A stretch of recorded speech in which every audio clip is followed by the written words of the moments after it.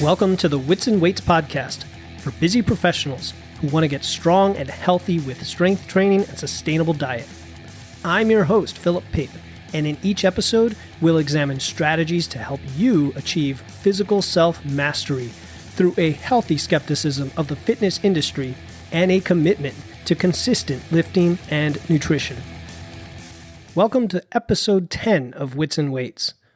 Sometimes advice from the fitness industry can be overwhelming. There are so many ways to program your lifting, eat your food, and meet your goals that we often get lost in the small details. At the end of the day, it's the big details applied consistently that contribute the most to your progress and result in sustainable habits of success in getting big and strong, losing or gaining weight, and sculpting a healthier version of you. In this episode, I wanted to take it to a higher level, so to speak, and go over 7 big priorities for strength and fitness that if you can do these at least 80% of the time, will help you accomplish your goals. The first big priority is just to get moving. I know we pay a lot of lip service to the idea of not sitting around, just getting up and walking, moving around, but on a daily basis, moving, getting steps, being active, whether or not you're lifting or doing any particular exercise, has a huge impact on all-cause mortality. And I know from personal experience, it seems to have beneficial effects on your resting heart rate, on your metabolism, on your ability to eat more, on your general energy and mood, on your flexibility, mobility, your joints, so many different things. And recently, there was an article published that was analyzed by Stronger by Science. The study was daily step count and all-cause mortality. And what they found was striking, and that is that, quote, walking 2,700 steps per day was associated with a 3-fold greater risk of all-cause mortality than walking 16,000 steps per day. They basically found a 12% reduction in all-cause mortality for every 1,000 steps. And apparently this is a bigger impact than the difference between smoking and not smoking, or between having a high and a low BMI. But I think even more than that, moving, getting into the habit of being an active person is a catalyst for everything else you do. It sets the stage for your day. It gives you a different mindset to how you approach things versus sitting around all day, not to mention all of the health benefits. The second big priority is about your programming. And there are so many programs to choose from, so many ways to lift weights. There is training for strength, there's bodybuilding, power building, a ton of different ways to work out. But at the end of the day, if your programming is not fun, you're not going to do it. And if it's not simple, you're probably going to get frustrated and you're probably not going to do it. Although you have to still lift heavy and hard if you're going to make progress and add muscle, as a newer lifter or even intermediate lifter, you can do this with very few different exercises, as simple as squat, deadlift, bench, overhead press, and you can do it in a variety of different ways that is enjoyable for you. Whether enjoyable means getting up at 5 in the morning or doing it in the afternoon, whether it means lifting really heavy and focusing on the compound lifts, or adding in some accessories for variety, for bodybuilding, just because you want to.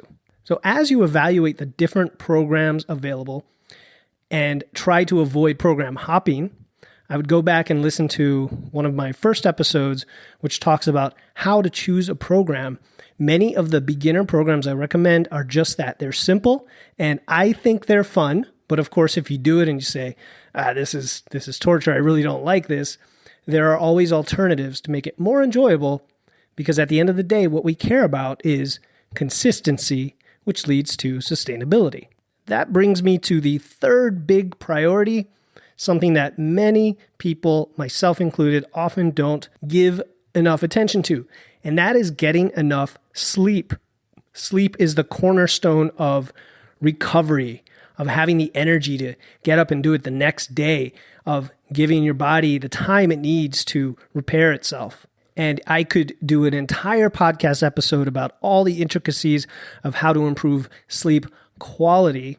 But as today's episode is about the big priorities, the priority is just to get enough sleep. I think many of us fail to do even that.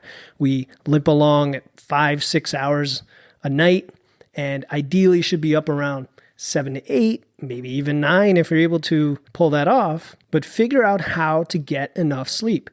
Does that mean we have to readjust our schedule to work out either in the morning or in the evening or the afternoon?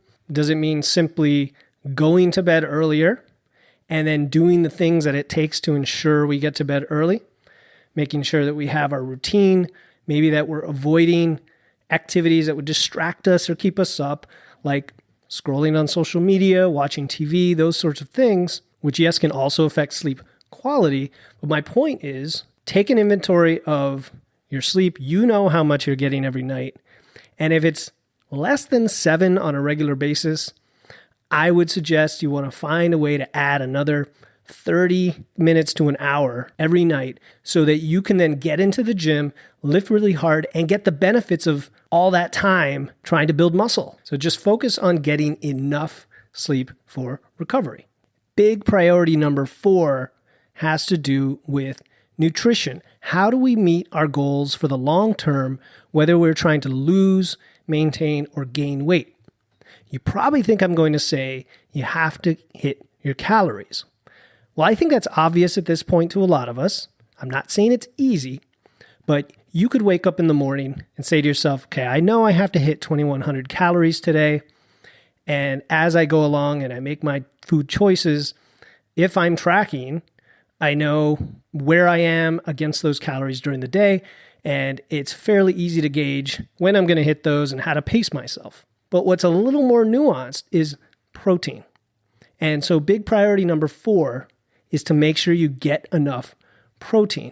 I'm assuming you're going to hit your calories or try to as part of your tracking, but it's easy to get 2 or 3 meals into the day and realize I haven't been eating enough protein, and it's not really something you can make up later in the day. You can make it up, but it won't have as beneficial of an effect because of protein synthesis, the ability of your body to use amino acids for that process, and you really want to space it out more. Now, getting your protein one way or the other is fine, but where I'm going with this is to prioritize protein at every meal. Don't make it complicated. From the time you wake up and have your first meal, ask yourself the question, do I have enough food of the right types to start getting me toward my protein goal? If you would normally have, let's say, a bowl of oatmeal and a banana and a bagel with cream cheese, well, you're going to have very little protein in that breakfast, a little bit in the cream cheese and the oatmeal.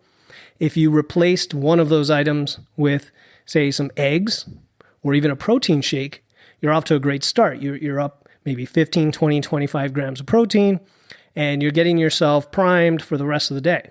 Now, let's take the example of a 200-pound male who's shooting for 1 gram of protein a day. That's 200 grams. If he's going to eat, say, 5 meals during the day, that's an average of 40 grams of protein per meal, just quite a bit. So he's going to either have to add a snack or two that has primarily protein, or he's just going to have to be on top of the fact that he needs sufficient protein in each meal. And that might mean having, more meat for lunch and dinner, and making sure there's enough protein in each other meal so that the total adds up to meet your goal. The fats and carbs, as I've talked about before, they're fairly interchangeable. You need to get enough carbs for your training. You need to get enough fat for your health. But there's a lot of flexibility in one versus the other, as long as you hit your calories. But if you don't get enough protein, you're going to hold yourself back in terms of building muscle, but also in terms of maintaining or retaining the muscle you have when you are on a cut. The other thing about prioritizing protein is when you're craving a snack, for example, and you go to the kitchen, you're just a little bit hungry, you want something to eat, and normally you would just go grab something. Well, if protein comes to mind as your priority, you would say, is what I'm going to grab have enough to meet my protein goals? Maybe not. So maybe I should go for the cottage cheese instead of the pretzels.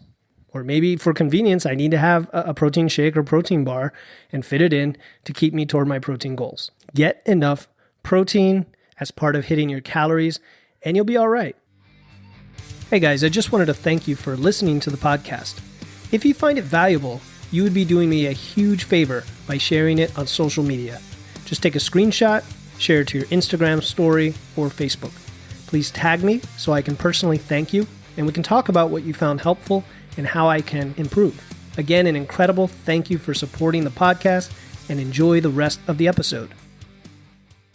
The fifth priority, which is also about nutrition, is to try to make your own food for most of your meals. And that's about as complicated as I'm going to make it. That's why these are big priorities. I've said before, it's not so much about what you eat as whether you have the right calories and macros to hit your goals. But of course, what you eat can make it harder. Highly palatable processed foods, for example, they taste great, but they go down so easy, and you could eat so much of them. They're high in fat and carbs and whatever and calories that you might be hungry half an hour later, and this is going to make it more difficult to hit your calorie target, particularly if you're losing weight. Of course, if you're gaining weight, you may actually use some processed foods as a strategy to get in the extra calories. But if you make your own food for most meals, it has a variety of benefits. The first benefit is you know what's in your food. Even if you're making something tasty, complicated, even if you're making a dessert or a baked good, you still know what's in it. You're going to make your grandma's favorite French bread. You still know it's got flour and the various other ingredients, whereas something you buy in the store may have 20 other ingredients. Or worse yet, if you go to a restaurant and get bread, you really don't know what's in it, and you have to estimate. So if you're tracking, it just makes tracking easier to know what's in your food. You can prepare meals ahead of time and put them into a recipe in your food tracking app, like MacroFactor, which is what I use. And then the app will just calculate the macros and calories based on the proportion of the food, and it'll be highly accurate. Another reason to make your own food for most of your meals is you can control the macronutrients much more easily. If you want to go ahead and make a special bread recipe with protein powder in it to up the protein, go for it. If you want to use the high protein filtered milk instead of just whatever milk, well, now you know you've got your delicious milk, but you also are meeting your protein targets. Another reason to make your own food, it's a lot cheaper. It's a lot less expensive than going to restaurants all the time or getting takeout. And before you say, well, I like the social experience of restaurants, you can have a great social experience with friends and family, cooking your own food, having a barbecue, inviting them over for dinner. So making your own food has a ton of benefits. The main benefit for our purpose being that you know what's in it and it's easy to track. Speaking of tracking, big priority number 6 is to track your progress. And this is sort of a catch-all priority because then your next question is, what am I tracking? Am I tracking 50 different things? Because to me, that doesn't sound very easy. And again, today we're talking about big priorities. So let's prioritize what we want to track. And I would say the big things to track are going to be your food and your weight. You're also going to track your progress in the gym.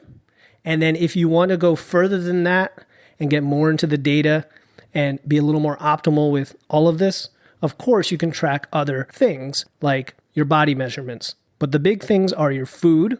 So we want to track calories and at a minimum, protein. But usually if you're using an app, you're going to end up tracking your calories with protein, fat, carbs. Because it's all fairly automated, you can use barcodes, you can put in common foods. It's pretty easy to do that. The hard part about tracking food is taking the time to do it, weighing your food, not being weird, learning how to estimate food that other people might have made. It's definitely an art to some extent, but if you don't track, you just don't know the calories that are coming in. So tracking your food is one side of it. Tracking your weight is, of course, the other side. You could take a very laid-back approach and just weigh yourself once a week on the same day, same time, and compare that over time. And if you're going up or going down and it's more or less than the rate that you want, then you just adjust the food side of the equation. If you want to be a little more proactive, a little more precise, then you can weigh yourself a few times a week, or like I do every day. It's just a habit. I get up in the morning before I use the bathroom, step on my smart scale. It beams it to my phone. It takes 5 seconds. I don't really think about it too much. It doesn't become an obsession. The scale weight doesn't really do anything emotionally for me at this point because it's just a data point every day. But however you do it, that gives you the two sides of the equation you need to understand your metabolism and whether you're eating the right amount of food to meet your goal. And then as far as tracking your progress in the gym, we've talked before about the fact that a good training program, and we are training, we're not just exercising, a good training program will show objective progress, whether that's weight on the bar, sets or reps. And then if you want to go to that next level, of course, you can measure yourself, measure your waist, measure your arms, things like that, to measure muscle gain and weight loss. And I guess this priority really applies to anything you're trying to accomplish in life, any goal that you're trying to achieve. How do you know if you've gone from A to B to C to get all the way to Z? You know that by tracking your progress in some objective, measurable way. And the last big priority is just to enjoy the process. The results will follow. We get so hung up on the results, where I have arrived on any given day, that we fail to enjoy the process. And in some cases, it's because we have a process that we don't enjoy. And that's what makes it unsustainable. And so to have something sustainable and consistent that we can do for months, years, the rest of our life, both in diet and nutrition, the process itself should be as enjoyable as possible. Now, I talked earlier about the priority of keeping your programming simple and fun. And the fun part of that is what I'm talking about in terms of the process being enjoyable. When I get up at 5:30 in the morning to work out, and that's usually when I work out, yeah, it's a little bit early and it's a little bit cold and I'm not quite warmed up, but I know that I'm going to get in there and it's going to be tons of fun to lift heavy weight because I know the results are going to follow.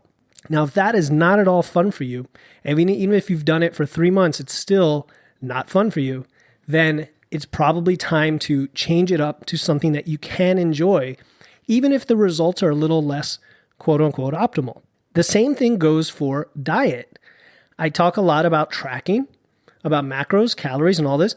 If all of that stuff is just torture to you, even after you've tried it, even if you've seen results, then for you as an individual, you'll have to have a different approach. And there are other ways to do things. There's other ways to track progress in a little more laid back fashion where maybe you gather data points once a month and you don't track your food, but you learn how to estimate based on what you see on the plate. I mean, you can't just totally wing it, especially when you're a beginner to this whole process, because that's probably what got you to the point where you've been in the past where you may not have met your goal. So there is some element of willpower to start the process. There's some element of sacrifice and discipline and hard work, of course. But to be sustainable, you want to settle into the approach that both works and is enjoyable along the way. I mean, this is life. This is our life, and we're going to be doing this for many years. So that's why I wanted to include this priority, because I know from personal experience, I've done things in the past that worked, but were no fun at all. And those are the kind of things that lead to yo-yo dieting and program hopping. And we want this to be a fun process, a sustainable process, and one that gets results. I hope you found this episode useful and are excited to focus on some or hopefully all of these 7 big priorities that should get you most of the gains and help establish a long-term sustainable approach to strength and fitness. Hit me up with questions by going to the link in the show notes or by email or Instagram. Thank you so much for joining me today. Before you go, I do have a quick favor to ask. If you enjoy the podcast, just let me know by leaving a review in Apple Podcasts. This will help others find the podcast in search results, which makes a huge difference. Thanks again for joining me, your host, Philip Pape, in this episode of Wits and Weights. I'll see you next time, and stay strong.